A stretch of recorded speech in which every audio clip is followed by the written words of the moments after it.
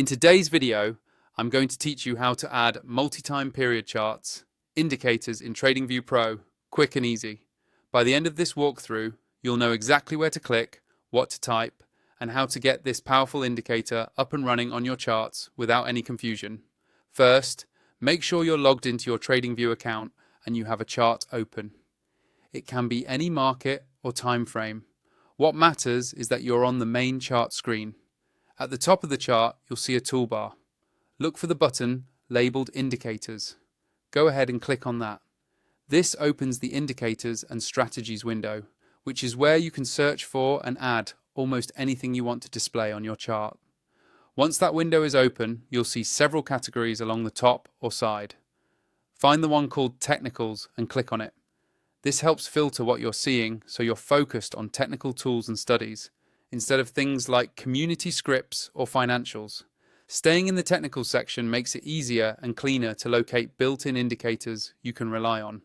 Now that you're in the technicals area, look for the search bar inside the indicators window.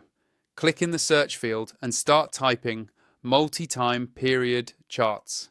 As you type, TradingView will automatically narrow down the results. Keep typing until you clearly see the indicator named multi-time period charts show up in the list below the search bar. When you see it in the results, click directly on the indicator name. As soon as you click it, TradingView will add it to your current chart.